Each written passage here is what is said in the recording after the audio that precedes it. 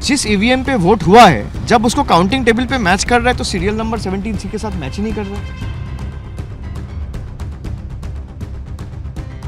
क्या लोकतंत्र के सबसे बड़े पर्व चुनावों में खेल हुआ है? क्या वोट जनता ने दिया लेकिन मशीन किसी और की ओर से चलाई गई है? और सबसे बड़ा सवाल तो यह है कि अगर सब कुछ साफ था तो सीसीटीवी फुटेज जारी करने में डर किस बात का है? नमस्कार, आप देख रहे हैं न्यूज गंगा और मैं हूं आपके साथ निशा भारद्वाज। अब सीधा बताते हैं आपको मुद्दा आखिरकार है क्या। पश्चिम बंगाल चुनावों के नतीजों के बाद तृणमूल कांग्रेस ने बेहद गंभीर आरोप लगाए हैं। दावा यह है कि सिर्फ वोटिंग ही नहीं बल्कि काउंटिंग प्रोसेस में भी बड़ा खेल किया गया है।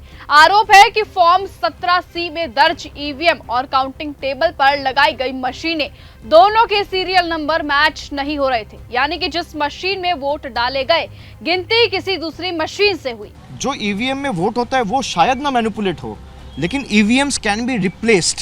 तो बहुत जगह से हमारे पास फीडबैक आया है और ये रिटर्निंग ऑफिसर को काउंटिंग वाले दिन पे जमा भी दिया गया है कि जिस ईवीएम पे वोट हुआ है, जब उसको काउंटिंग टेबल पे मैच कर रहा है तो सीरियल नंबर 17C के साथ मैच ही नहीं कर रहा है।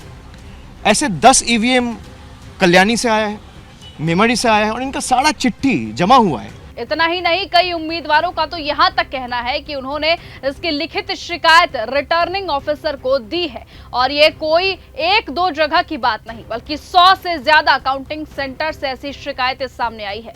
अब सुनिए बड़ा आरोप। कहा जा रहा है कि दोपहर 2 बजे के बाद काउंटिंग एजेंट्स को जबरन बाहर निकाल दिया गया, मारपीट कर उन्हें हटाया गया और ये सब कुछ सीसीटीवी में रिकॉर्डेड है। लेकिन सवाल ये है कि अगर सब कुछ पारदर्शी था तो फिर अभी तक सीसीटीवी फुटेज सार्वजनिक क्यों नहीं किया गया? ऐसे 100 काउंटिंग सेंटर्स है, 100 एसीज है, जहां पे आप अगर कोर्ट में जाओगे, चैलेंज करोगे तो 2 बजे के बाद सारे काउंटिंग एजेंट्स को हटा दिया गया, मार के भगा दिया गया और वो सारे सीसीटीवी फुटेजेस में रिकॉर्डेड है।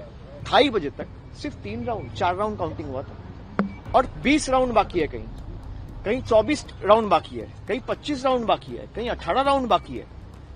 मतलब 10% 15% आपने काउंटिंग करके वो लीड दिखा दिया और माहौल ऐसा बना दिया मीडिया के सहायता से कि ये दिखाने के लिए कि बीजेपी जीत चुकी है। और यहीं से उठता है सबसे बड़ा शक और डेटा ये कहता है कि दोपहर 2 बजे तक सिर्फ 3 से 4 राउंड की गिनती हुई थी, जबकि 20 से ज्यादा राउंड अभी बाकी थी। लेकिन उसी वक्त माहौल ऐसा बना दिया गया जैसे नतीजा तय हो चुका हो, यानी कि सिर्फ 10 से 15% काउंटिंग के आधार पर जीत का नैरेटिव सेट कर दिया गया।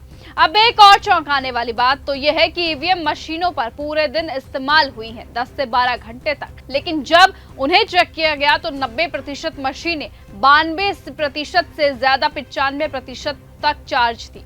सवाल उठता है कि इतनी देर इस्तेमाल के बावजूद भी बैटरी लगभग फुल कैसे रही? ऐसे में टीएमसी का साफ कहना है कि ईवीएम में वोट से छेड़खानी नहीं बल्कि मशीनें बदली जा सकती है। और अगर ऐसा हुआ है तो ये सिर्फ एक राज्य का मुद्दा नहीं बल्कि सीधे सीधे लोकतंत्र की विश्वसनीयता पर सवाल उठाता है। अब मांग क्या है? दरअसल सीधे और साफ शब्दों में कहे तो दोपहर 2 बजे से शाम 6 बजे तक का पूरा सीसीटीवी रिलीज किया जाए, इस तरह की मांग अब टीएमसी उठा रही है। टीएमसी का साफ तौर पर कहना है कि हर काउंटिंग सेंटर का रिकॉर्ड सार्वजनिक किया जाए और अगर सब कुछ सही है तो फिर खुद सच सामने आ जाएगा। टीएमसी ने यहां तक कह दिया कि अगर हम गलत साबित हुए तो सार्वजनिक माफी मांगी जाएगी, लेकिन अगर ये आरोप सही निकले तो सिर्फ चुनाव ही नहीं बल्कि देश की लोकतांत्रिक प्रक्रिया पर सबसे बड़ा सवाल बन जाएगा।